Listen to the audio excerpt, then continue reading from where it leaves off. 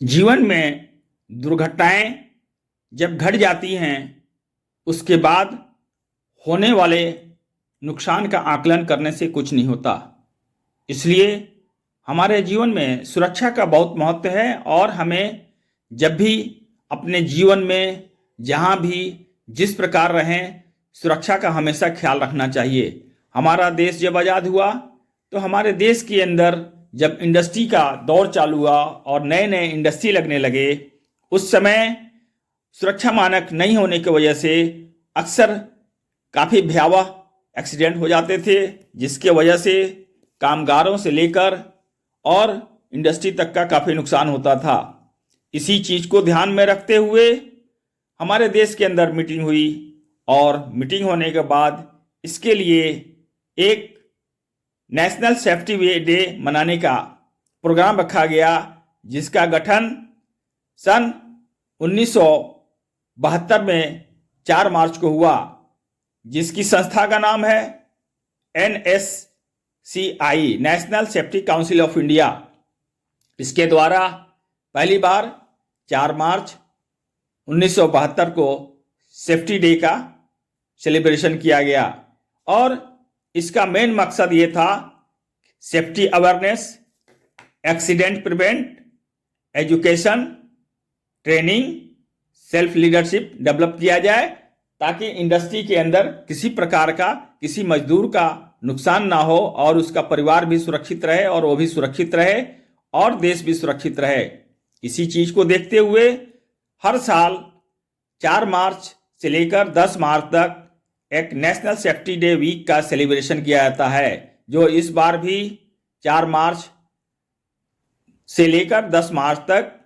53वां national safety day का celebration किया जा रहा है। इसके अंतर्गत सबसे बड़ी चीज़ यह है कि इसकी सफलता को देखते हुए धीरे धीरे इसने आपकी व्हीकल इंडस्ट्री के अंदर भी प्रवेश किया और व्हीकल इंडस्ट्री के साथ साथ रोड सेफ्टी को ध्यान में रखकर लोगों को जागरूक किया जाने लगा और इसके वजह से जागरूकता आने की वजह से लोगों के अंदर रोड पे कैसे चलना चाहिए, किस तरह गाड़ी चलाना चाहिए, ये तमाम चीज़ों का इंट्रोड्यूस हुआ और इसका फैलाव इतना ज़्यादा हुआ, ये इतना ज़्यादा पॉपुलर हुआ कि इसके द्वारा जो जागरूकता अभियान फैलाया गया उस जागरूकता से काफ़ी ज़्यादा दुर्घटनाओं में कमी आई और इसके साथ ट्रेनिंग देकर लोगों को काफ़ी ज़्यादा अपने आप को सेल्फ मोटिवेट किया गया। इसलिए इस बार जो इसका थीम है focus on leadership for ESG excellent, यानी इन्वायरमेंटल सोशल गवर्नेंस इस बार के थीम है। और इसी चीज़ के अंतर्गत देखिए अब गवर्नमेंट जो है धीरे धीरे जिस तरह से थीम ले आ रही है उससे ये आपका मेन मुद्दा पता चलता है कि हम सेफ्टी पर कितना फोकस करें। हमारे घरेलू के अंतर्गत देखिए जब भी गैस सिलेंडर में आग लग जाता था कितनी बड़ी बड़ी दुर्घटनाएं होती थी और उसका सिर्फ रीजन होता था कि गैस सिलेंडर के द्वारा होने वाली असावधानियों को चिन्हित नहीं किया जाता था और इन्हीं का जब चिन्हित सेफ्टी के द्वारा किया जाने लगा तो आज हमारे घरेलू एक्सीडेंट भी बहुत कम होने लगे हैं